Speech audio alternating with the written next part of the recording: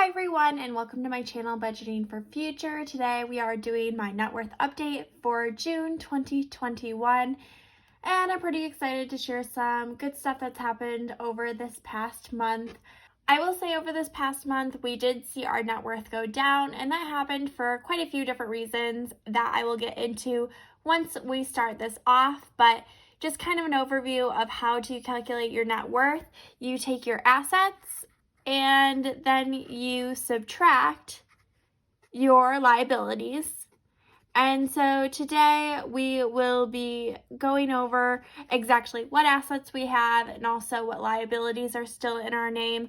We have been over this past year kicking debts, but we've paid off over $13,000, but we do still have quite a bit of liabilities still in our names. So we will go over that, and then once we've figured out what our assets are, we've subtracted our liabilities from that, we'll know exactly what our net worth is.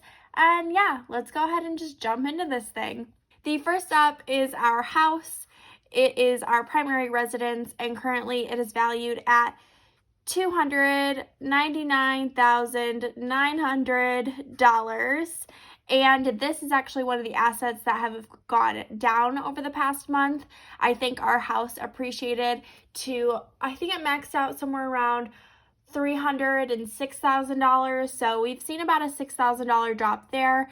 I'm thinking that the housing market's getting a little less hot, or there was maybe a recent home sale that was near our neighborhood but not in it that decreased the value by selling at a lower rate. But either way, it's still sitting at around $300,000, is quite a bit more money than we paid for it. It's up about $75,000 since we purchased it about a year and a half ago. We did talk about trying to get rid of our PMI to decrease our mortgage payment this month, but I called the bank and found out we have to have our loan for 24 months before we can actually get rid of that PMI. So hopefully by November, when we do hit our 2-year mark, we will still have a pretty high house value that we can still try to get out of paying for that pesky PMI.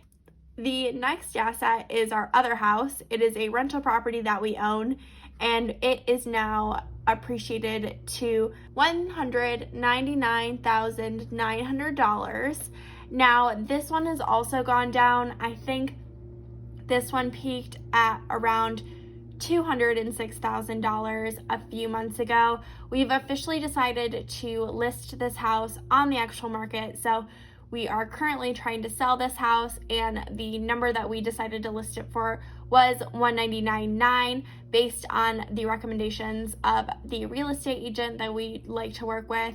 We did consider putting it at higher or closer to the market value because it actually came in at $215,000 originally as its value, but it does need quite a few home repairs that need to happen in the next few years. So we're seeing how that goes. It's been on the market for about 30 days now, and we will either sell it this summer or next. Next up is one of our cars. Now, we do count cars as our assets because they are something that we can sell in order to get money if we really needed it. Let's say we wanted to pack up all of our bags or we were to die, we would have to calculate how much money we had left over. We would sell absolutely everything we own, and our cars would definitely be one of these things. In fact, you can count a lot of different things as assets. You could count your laptops, you could count your wedding rings if you're married. Really anything you own is considered an asset. It is just up to you to decide which types of assets you want to list. We have decided in our family to list everything over $5,000 unless it's in a bank account or it's in some sort of finance account.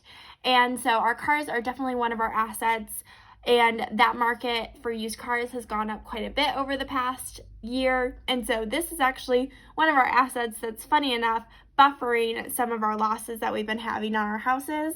My car is currently valued at $21,522. The next largest asset that we own is one of our 401ks. It is pretty much heavily invested in the S&P 500 and then the world stock market minus the US, so Europe, Asia, and that is currently valued at $18,620. It's one of our actual retirement accounts that is not really being heavily impacted by the market. I think the international market is doing a little bit better than the US, and I think that's helping to balance out our portfolio right now. The next largest asset is another one of our cars. We have 2 in total, and that is currently valued at $17,118. And overall, this year, we're really hoping to be able to get some of our bank accounts and retirement accounts to be valued at higher than our cars, because we don't love that our depreciating assets are some of our largest ones currently in our name. I think the main reason that is because they are relatively newer cars. One is a 2017 and the other is a 2014. So hopefully we'll be able to work up some of our other accounts to make these cars worth less of our portfolio. I will say that based on how the markets are going, it'll be really iffy as to if that will happen, but that is one of our goals for this year. Next up is another investment account. We do have a Roth IRA through Vanguard, which is where we put our after-tax money when we choose to invest, and that is actually worth $14,700, right on the nose right now. That one's doing fairly well. We are contributing about $150 every 2 weeks, and so that has grown quite a bit this year, and it is nice to see that that is slowly and very closely about to break that $15,000 mark. Next up is our primary bank account. This is where we keep sinking funds, our emergency fund, and then this is also the bank account that we use to pay any bills that come our way. We currently have $11,283 sitting there. I think in the next few weeks, I am going to have to reevaluate this bank account and make sure that we have the right amount of emergency fund and then cash on hand for the sinking funds that we have, just to make sure everything's going smoothly. I do like to make sure once every 6 months that we're still on track and that we still have the right amount of emergency fund left over, making sure I'm not messing up my debits and credits, for lack of better. After that is another 401k followed by a 403b. These are both in my name and from my current and previous employer. My current 401k has $9,726 in it. It's pretty heavily invested, or actually fully invested, in the S&P 500.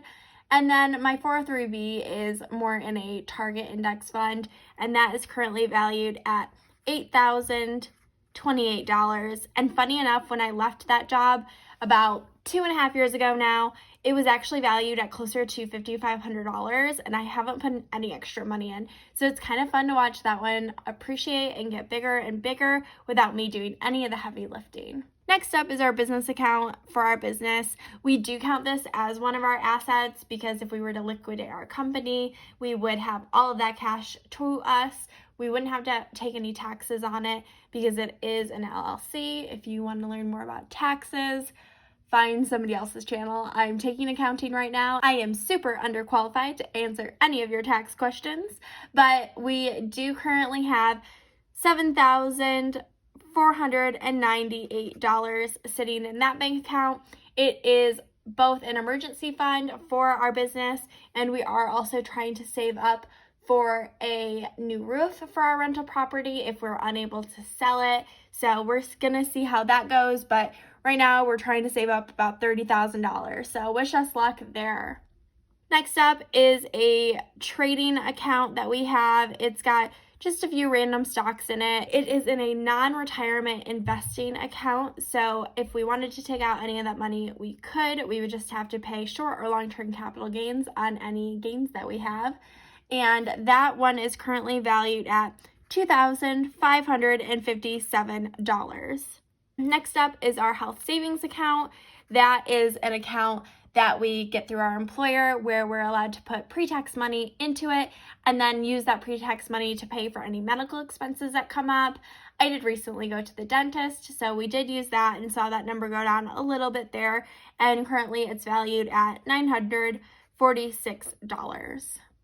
And last but not least, I just signed up for a new trading platform called Public.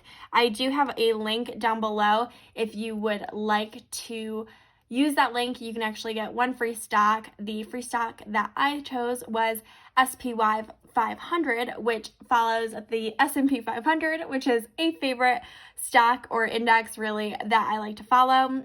And that I put in $250 into and immediately put $25 into AMC. And as of last night, I was up about 77% on my AMC stock.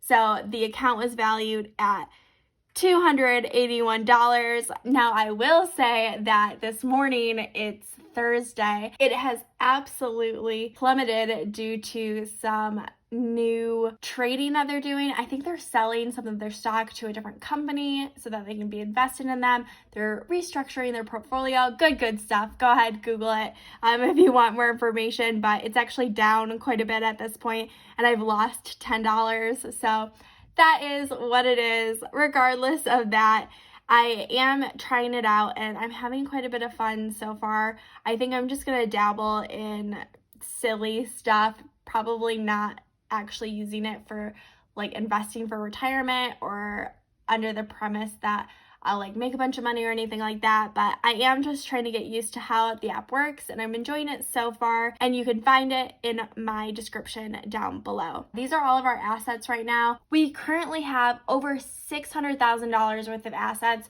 which is pretty crazy. Hitting the $500,000 mark was definitely big for us, and you'll see that it's mostly our houses that give us the net worth, so we're gonna have to quickly jump into these liabilities to show you how much debt we're holding, mostly against these houses, but also in a few other areas.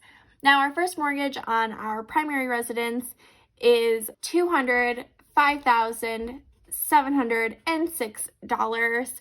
We do, again, still pay PMI, so it is a pretty heavy percentage of the cost of the house. Originally, we paid about $225,000 for that, and we get to remove about $300 from our principal amount every single month. So it's slowly working its way down. We probably won't break the $200,000 mark this year. The next mortgage is for our rental property, and we do still owe money on that.